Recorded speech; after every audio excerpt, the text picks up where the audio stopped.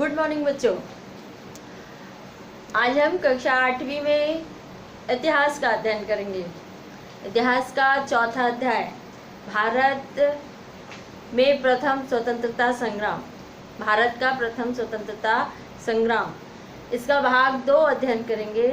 इसके पहले आपने भाग 1, इसी अध्याय का भाग 1 पढ़ा था, जिसमें हमको ये जानकारी मिली थी कि 1857 को ही प्रथम स्वतंत्रता संग्राम क्यों कहा जाता है ना। वैसे तो प्रथम स्वतंत्रता संग्राम है आपका पाठ, लेकिन प्रथम स्वतंत्रता संग्राम क्यों कहा जाता है इसको? क्योंकि इस संग्राम में, इस युद्ध में सारे लोगों ने, भारत के सारे लोगों ने, चाहे वो कारीगर हो, चाहे वो जमींदार हो, चाहे वह व्यापारी हो, चाहे वह किसान हो, चाहे सैनिक हो, हर किस्म के व्यक्तियों ने इसमें समान रूप से भाग लिया था। कहने का तात्पर्य यही है कि भारत में उत्तर से लेकर दक्षिण तक का, पूर्व से लेकर पश्चिम तक का हर वर्ग, हर जाति के लोग, हर हिंदू, मुस्लिम, सिख, ईसाई, सारे लोगों ने इसमें समान रूप से भाग लिया था। चाहे वो बच्चा हो, चाहे बूढ़ा हो, चाहे वह जवान हो, स्त्री हो, चाहे पुरुष हो, हर कोई ने इसमें भाग लिया था। इसलिए इसको भारत का प्रथम स्वतंत्रता संग्राम कहते हैं।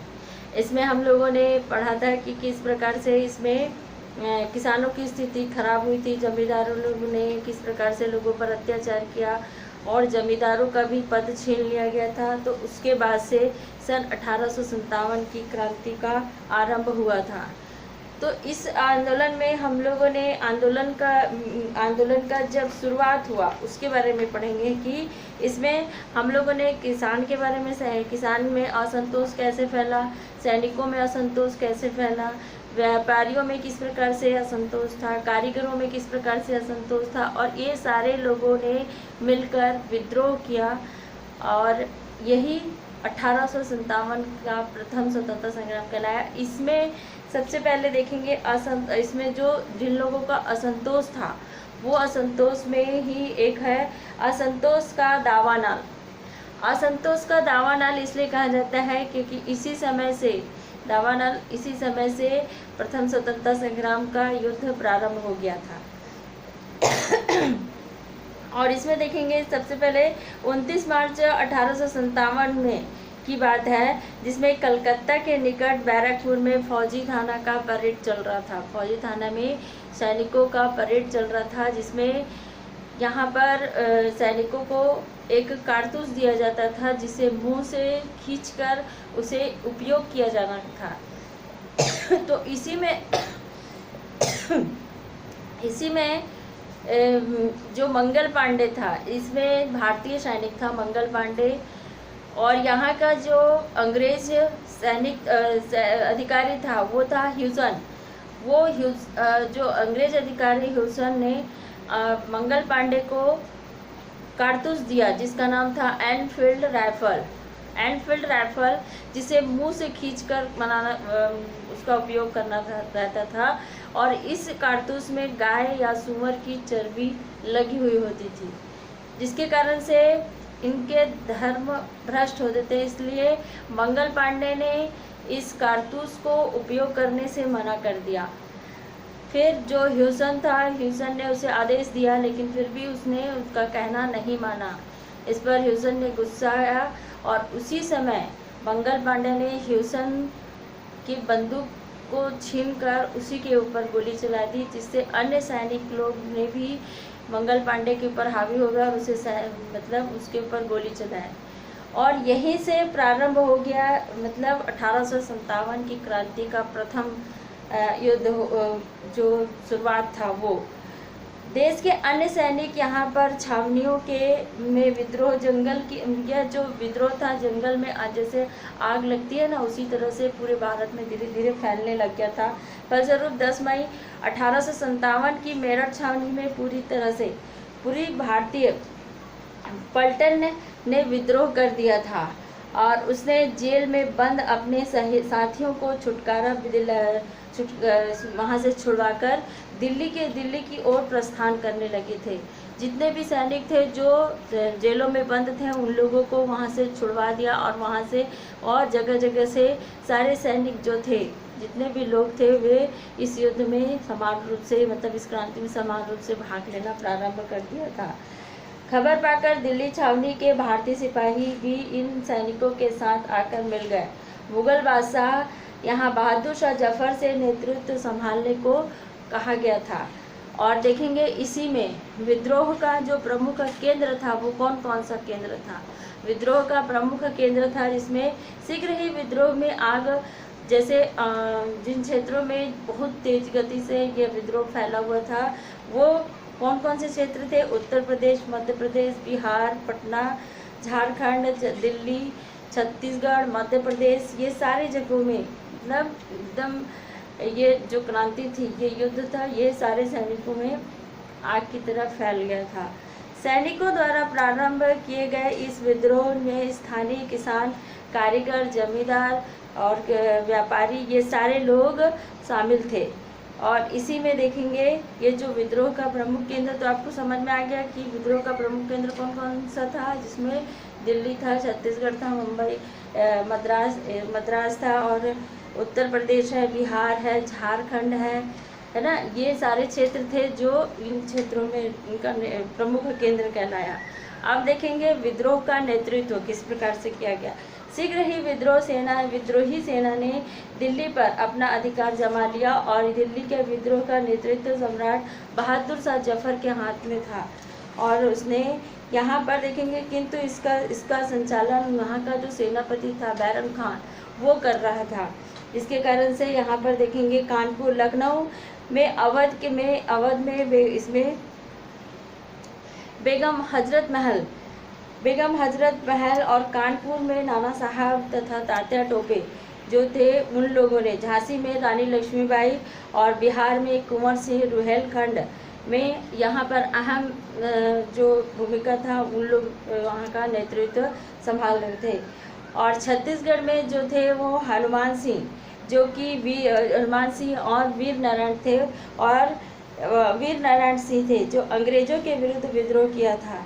यहाँ विद्रोह काफ़ी व्यापक था और इस विद्रोह में आम लोगों ने भी बड़ी संख्या में भाग लिया। और झांसी की रानी लक्ष्मीबाई ने बड़ी वीरता से अंग्रेजों का सामना करते हुए वीरगति को प्राप्त हो गई थी।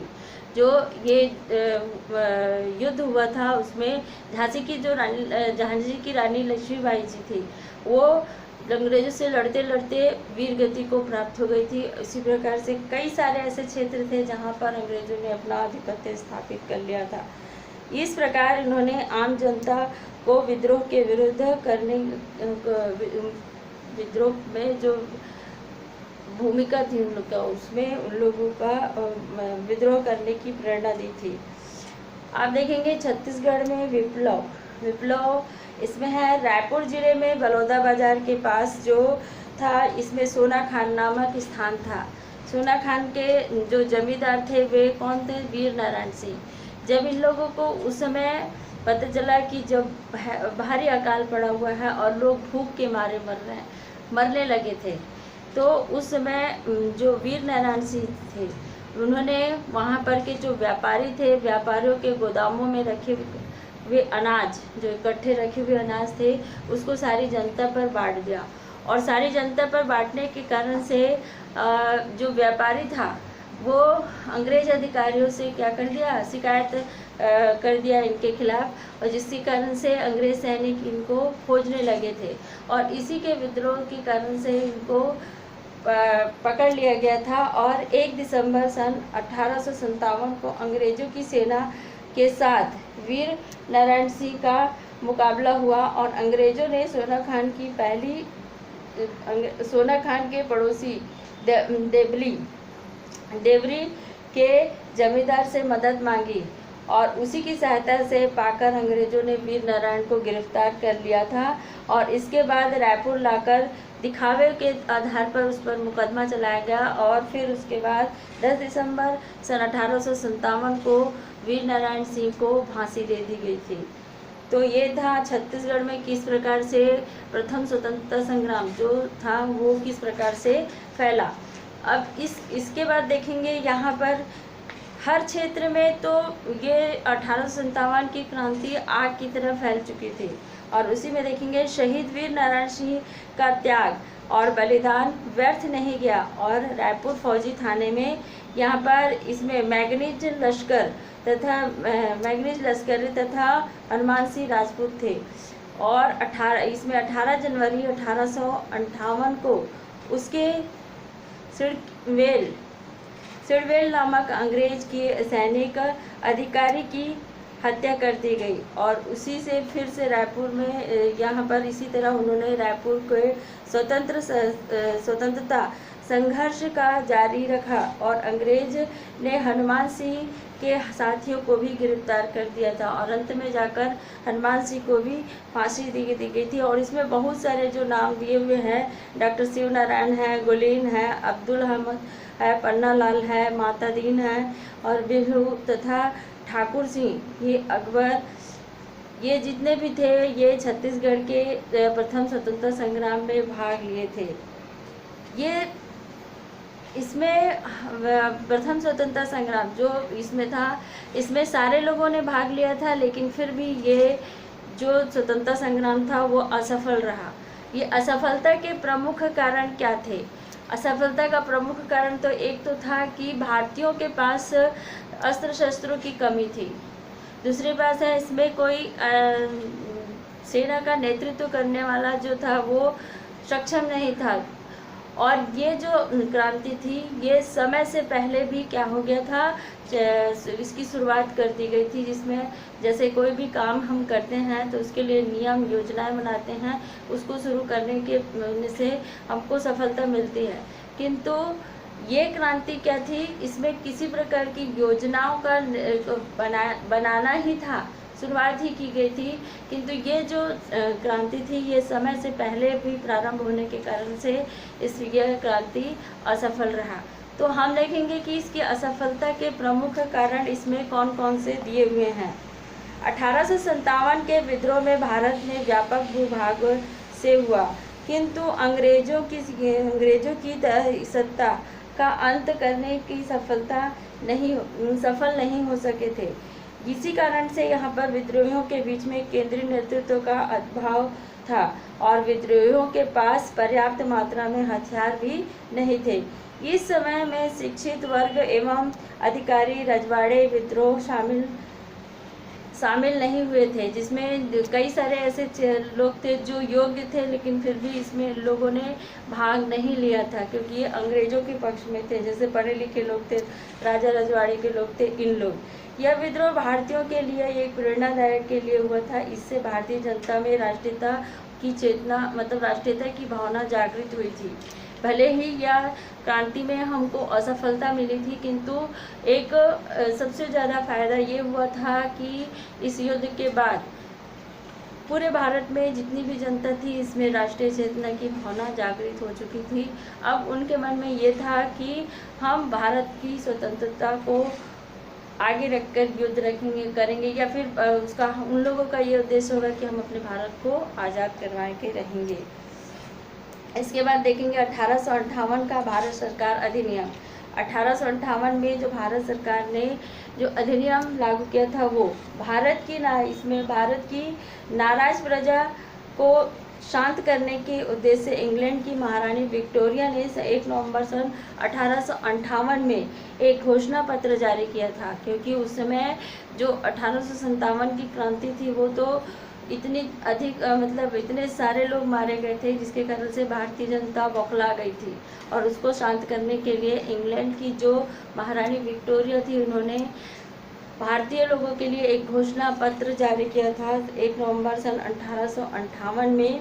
और इसमें देखोगे ये था कि घोषणा पत्र जारी किया जिसमें कंपनी का शासन समाप्त कर दिया जाएगा और भारत का शासन सीधे इंग्लैंड की संसद के द्वारा संचालित किया जाएगा। जो यहाँ पर कंपनी भारतीयों के लिए कानून बनाती थी वो अब समाप्त हो जाएगा। अब इनके लिए जो कानून का निर्धारण होगा वो सीधे इंग्लैंड की संसद से होगा, यह पत्र में लिखा था।